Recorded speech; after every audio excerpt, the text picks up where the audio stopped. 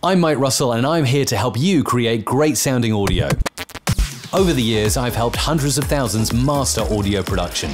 I created my YouTube channel to inspire creativity around audio and help train the next generation of audio creators. Outside YouTube, I train groups in person around the world and speak on the stages of some of the biggest conferences. Over the years, I've been using Adobe Audition since it was Cool Edit Pro and have yet to find a better audio editor. On my channel, you'll find hundreds of audio production tutorials. Let's get stuck in and create amazing audio. All right, good morning, IBC. Hello. Come on, you can be a bit louder than that. It's Monday morning, I know, yeah, but come on. Okay, by the way, when the camera cuts across to the big pan, so when it goes over here and you see the display and you see no one sitting here, it's because they're all at the back. They're the early morning crowd.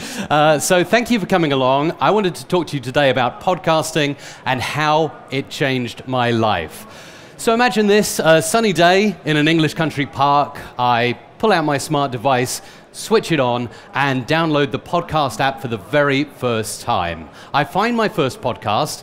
It's someone in the USA, thousands of miles away, talking to me, giving me these ideas of business growth, personal development, just at the stage I was probably going through a midlife crisis, looking for direction. But it felt like this guy, thousands of miles away, was talking to me directly in my ear, and it was an amazing experience. So there is a big buzz around podcasting, and I'm here to maybe answer a few of your questions about that, and also in a couple of minutes get into Adobe Audition and show you some of my 10 favorite things that I do to my podcast in Adobe Audition. So just a stat here for you from the Infinite Dial 2018. The latest survey says that 48 million people are listening to podcasts every single week. So if you ask, is anyone out there? Should I have a podcast for my business, for my brand, for my radio station? The answer is yes. People are listening, and this number is increasing year on year. So what is the buzz about podcasting? Why are people getting into it? Why are people interested in podcasts?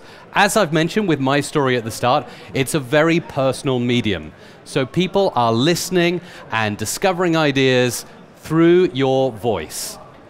You can obviously listen anywhere, so you can listen in the car, you can listen when you're out for a jog, out for a run, your early morning commute to and from work. You can listen anywhere. So unlike vlog content, video content, or blog content, you can listen doing other things. So it's an amazing medium. It's a kind of school of life where you can access some of the finest minds in the world directly and feel like they're having that conversation with you, which brings you to maybe your goals as a business, as a brand, as a broadcaster. You want to connect directly with people, maybe get more customers, more clients, more people to know, like, and trust you.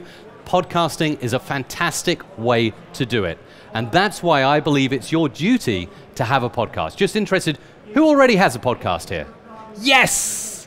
One person? We need to increase that. IBC 2019, there need to be a few more hands, definitely.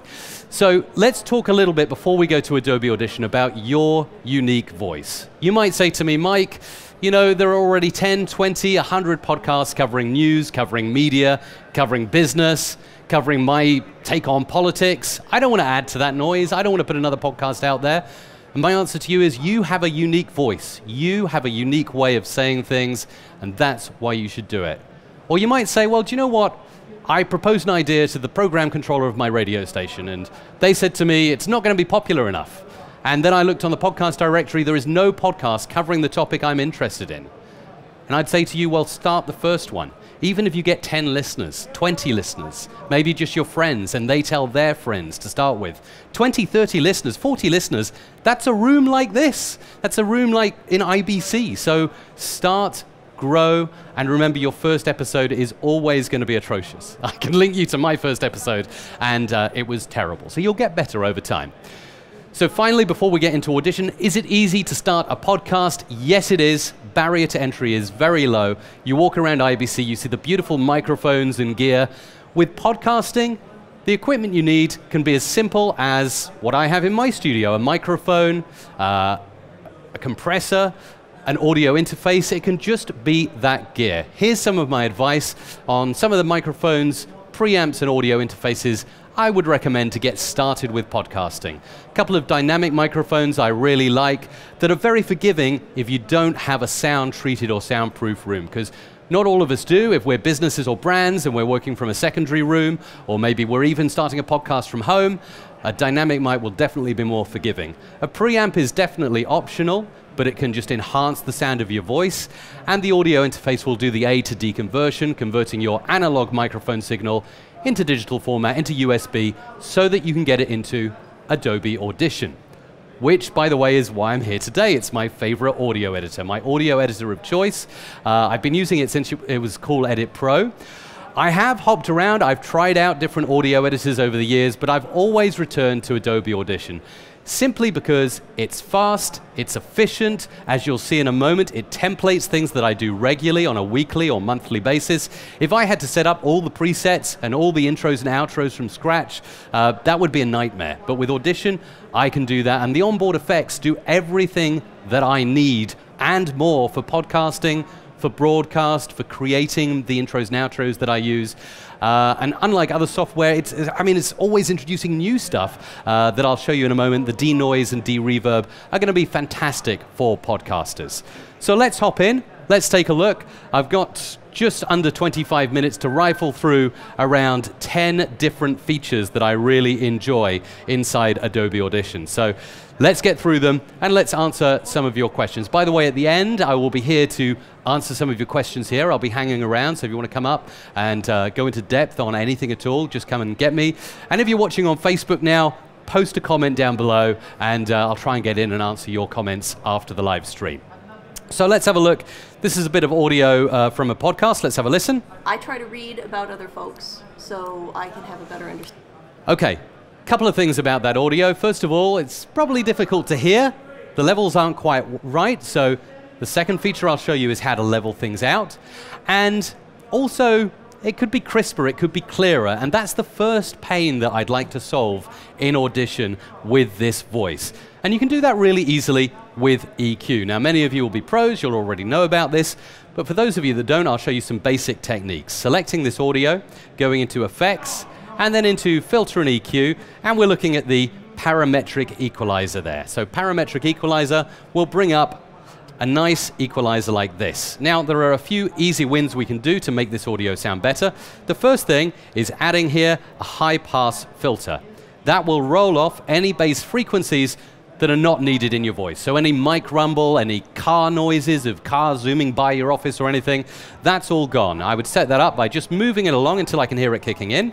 I try to read about other folks so I can have... So you could hear, as I was moving that up, you would hear it thinning out the voice, and I just need to move it back until I can't hear the high-pass filter. Pretty difficult to do in an auditorium, but on headphones, even better.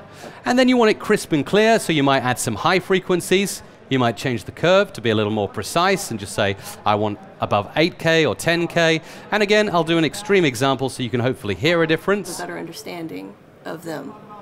And although it is very difficult to hear, if I don't get it right away, adding some extra high can just bring out the crispness and the clarity in the voice. And then finally, you might pull up a notch like this, make it a little smaller, a little more narrow using the Q width option, bringing that right down, and sweeping through to maybe find some frequencies you want to remove from the voice that don't sound desirable, like this. I'll read more. Let's go back to the start, have a listen to it from the start. I try to read about other folks so I can have a better... So again, pretty difficult to hear the difference it's making, but it's kind of sweeping through the frequencies. When you find something that doesn't sound very nice, you can just notch it out right there, just like I've done. And you can go as crazy as you want with this, or of course, you can just add a little bit of high-pass filter and high-end treble, and that should do the job. So that's the first thing that I really like, EQ, crisp and clear voice for your podcast. But then we were talking about levels. We were looking at this waveform, and we were seeing our speaker starts off really high there, and then goes down, and then it kind of goes down, and then there are pauses and everything, and we could just level this all out and make it easy for our podcast listener to hear what is being said. So let me show you one of my favorite compression tools that can enable this to happen. if you go into the effects menu, there are so many compressors in Adobe Audition, it can almost get overwhelming. You say, well, do I use the multi-band? Maybe a single band? Maybe I should use speech volume leveler. One of my favorites right now, and it's something that recently came over and had a new Adobe makeover from Premiere Pro, is Dynamics. This is absolutely fantastic and one of my go-to effects. So obviously it's got lots of stuff in there. It's got an auto gate, it's got an expander, it's got a limiter. We are just going to focus right now on using this compressor here. And to show you how it works, I'm just going to switch on preview mode. And when I zoom out, you'll see up the top, this is before, and then down below, as I start to set the compressor up, you'll see the after view of how the voice looks. So, first of all, to be very, very simple with the compressor, I'm going to teach you two things today, threshold and ratio. Threshold at -20 is the point at which the compressor will kick in on your audio. -20 being around here, it's going to hit any audio that goes above my finger there. So any audio going above my finger is going to be compressed, pushed down. So let me show you how it works by turning up the next thing that you'll need, the ratio. How much do you want to push down by? So if I push this up to maybe 3:1, which is pretty good for a vocal, and tick the compressor box, of course, wondering why it's not doing anything, tick the compressor box to enable the effect, and then you'll see in the preview window down below, it looks a lot better. Would you agree that looks a lot better? So the only issue we have then is it's gone quieter because the compressor is pushed down. That's where we have makeup gain. I won't talk about attack and release today, but I will show you makeup gain. It's just increasing the volume, so again, your audio is able to be heard. Turn it up a little bit more, start playing it back. I try to read about other folks, so... Can you hear that better than you can? I try to read about other folks. Can you hear it better when you hear the compression on it? There you go. So another fantastic feature, but there are so many to get through, so let me apply that and get on to deleting silences, awkward pauses. So we've got a great bit of speaking here, but occasionally she's and then thinking, and then thinking again. Sometimes we want to remove those without making our speaker sound too robotic. So again, for a podcast, this is brilliant. Sometimes you can turn a 25-minute podcast into a 22-minute podcast, removing all of those little gaps without making it sound unnatural. And to start doing that, you'd go into Window and you'd look for this feature here, Diagnostics, which is going to bring up a little panel over here to the left. And you've got lots of different effects, but we're going to focus on Delete Silence. Going into there, going to the default preset, opening up settings here. And you might want to turn the silence to be a little bit longer, say 500 milliseconds. You can click Find Levels to find the levels of the particular audio that you're playing with.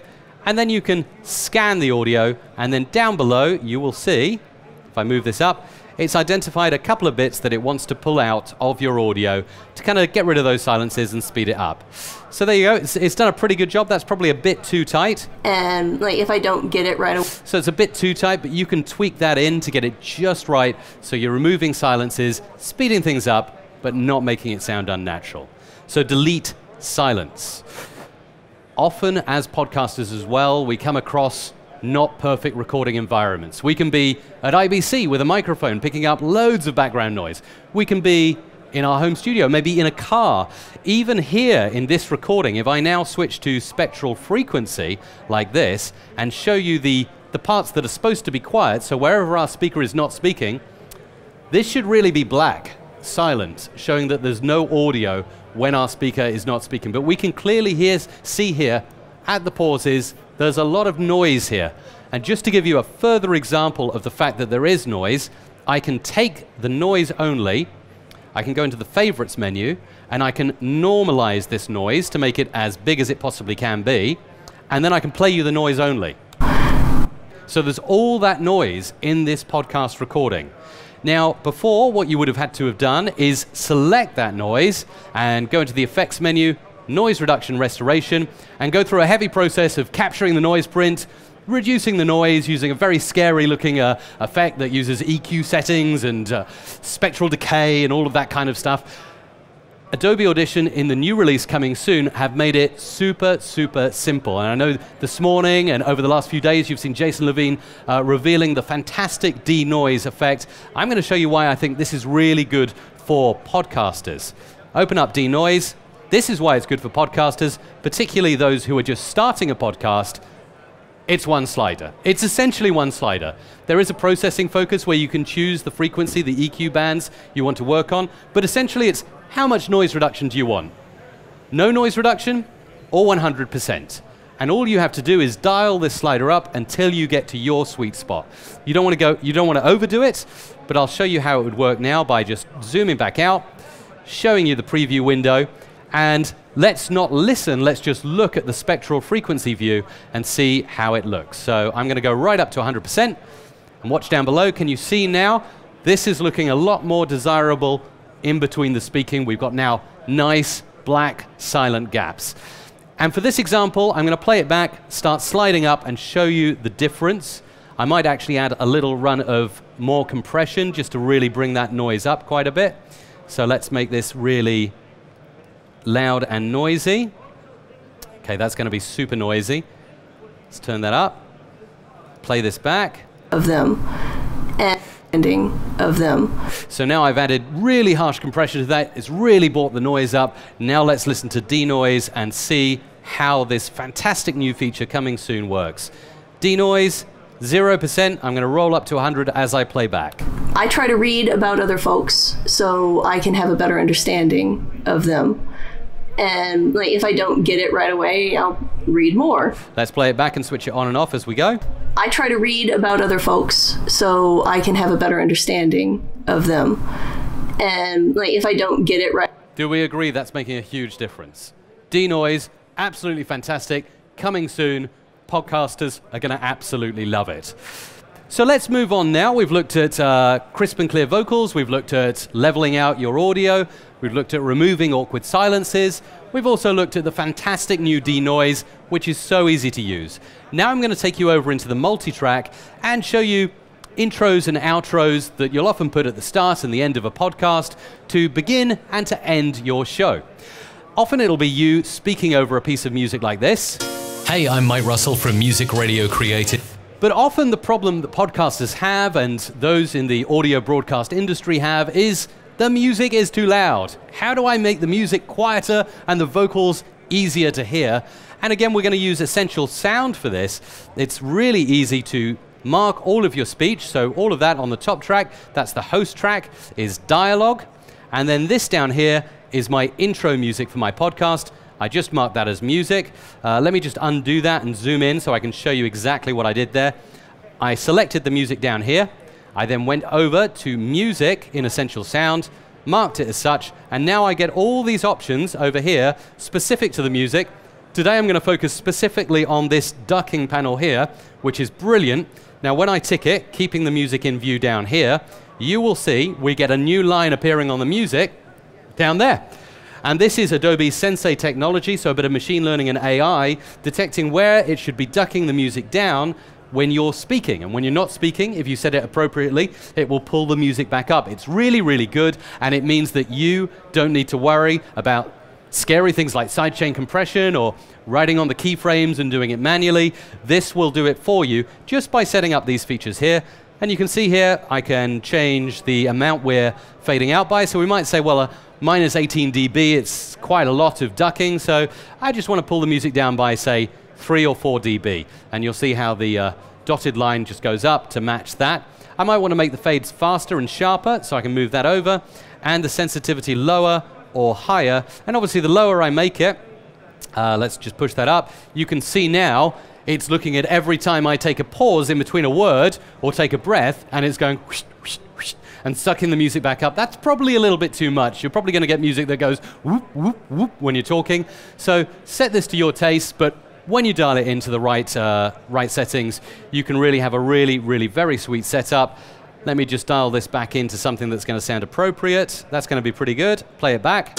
Hey, I'm Mike Russell from Music Radio Creative. And then again, hopefully you can just hear that the music just ever so slightly ducks down, and it'll move back up when I stop speaking perfectly, much faster than you could do it on a mixing board with a fader. Really, really good stuff. And I think really great tech for podcasters using music intros or music throughout their podcasts. So we are halfway through. 10 minutes left to cram in 5 more features, and I'm determined to do it. So are you still with me? Can I keep going? Yeah? Good, good, okay. So let's keep going.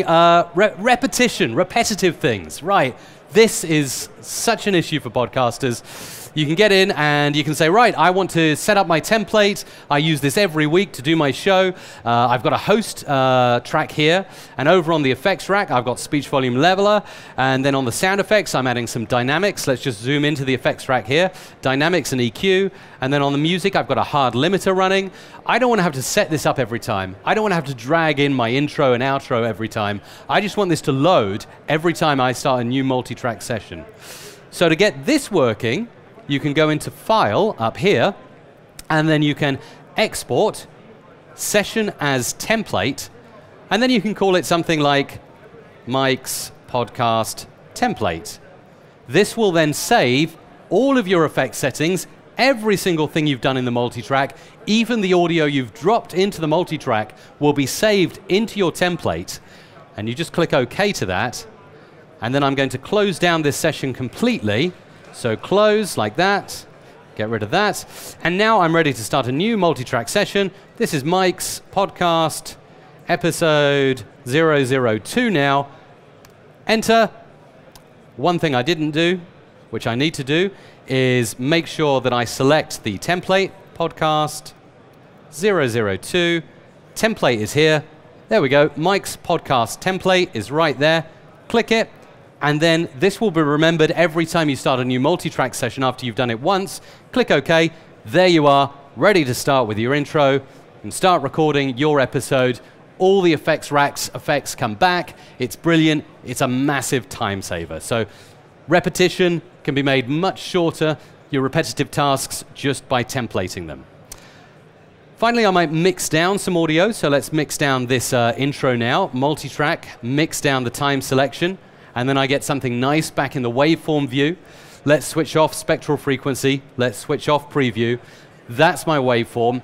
I'm nearly ready to upload my podcast, but I'm a bit scared because there are lots of little nasty spikes that are going up to 0 dB. I don't even know, maybe they're going above 0 dB and they're digitally distorting. Some podcast devices don't like that. They won't play it. There are problems, there are issues. How do we make sure that's not an issue when we're kind of mastering, finalizing our audio before it goes up to our podcast host? Effects, amplitude and compression, and then you can use something like a hard limiter. This is really easy. These settings are pretty good to start with. I'm just going to limit to -1 dB here with a little input boost as well. This is then going to shave off the top of my podcast episode to -1 dB.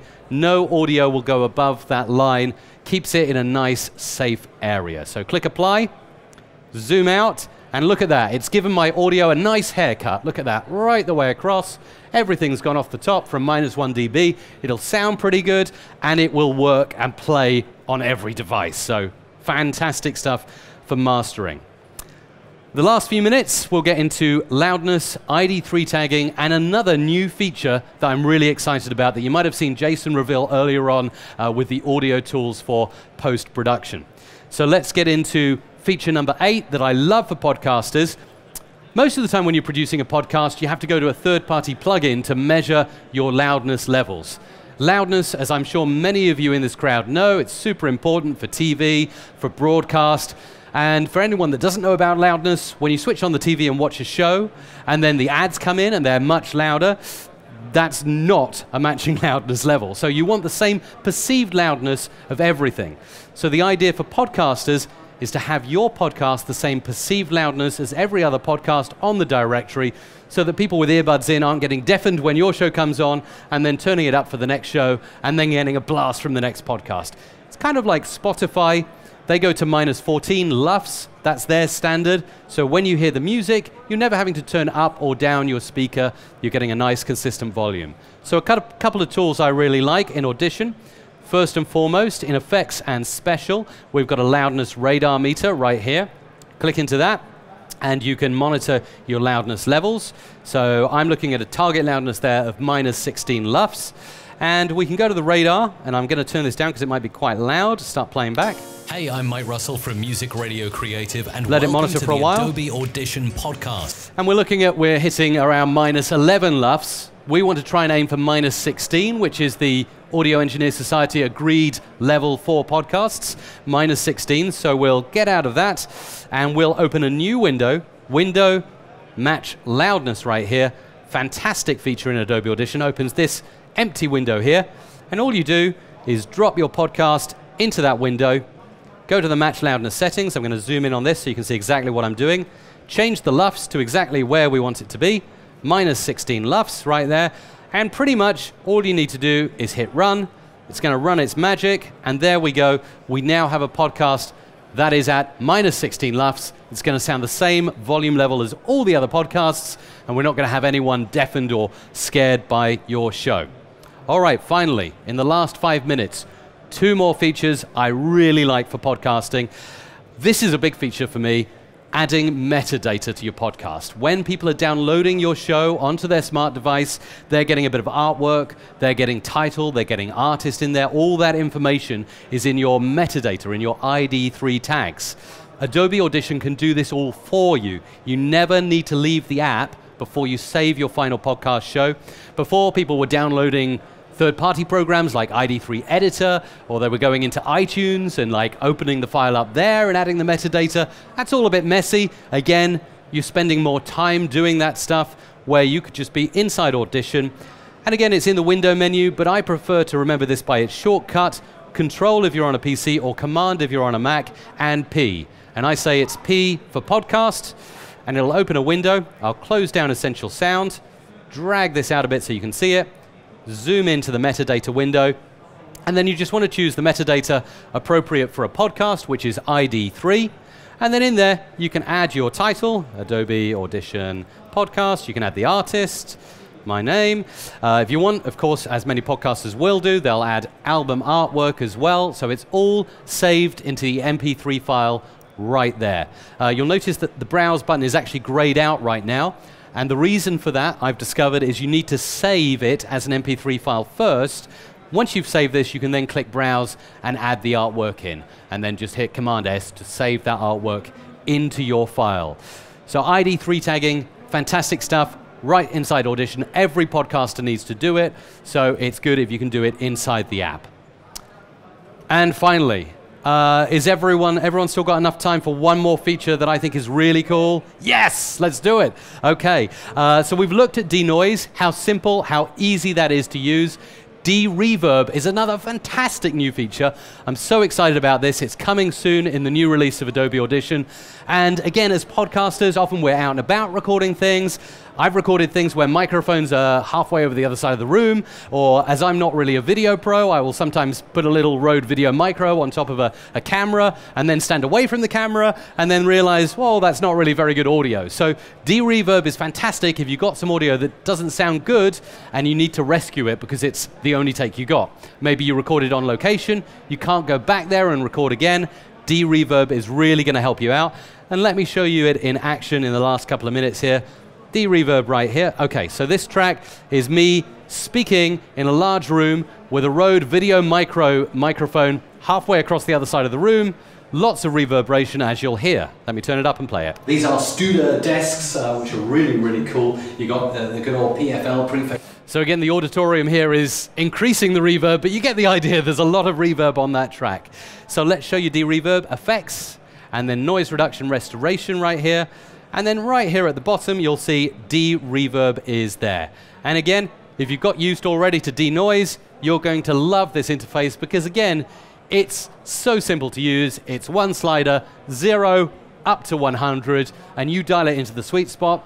If you know the frequencies, the places where the reverb are, and Jason has described all of these processing focuses really eloquently in his audio presentation, so definitely go back and watch that. It's absolutely fantastic.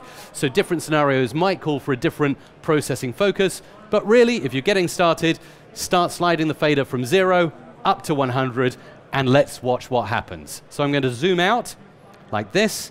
I'm going to go down to 0. I might even pull up the preview window and the spectral frequency so you can watch what's going on.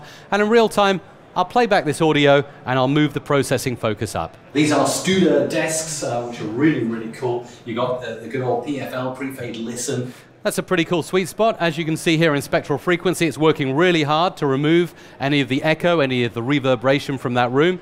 Now I'm going to play it back, switch it on and off. These are Studer desks, which are really, really cool. You got the good old PFL So it's not quite studio quality, but it's better than it was. It's rescued some really bad audio. So 10 of my favorite features: EQ, compression, deleting silence, denoising, ducking music, templating, mastering your podcast, conforming to loudness standards, ID3 tags, and even removing reverb, coming soon in the new version of Adobe Audition. Thank you so much for having me. I am going to hang around if you've got any questions. Thanks so much for coming.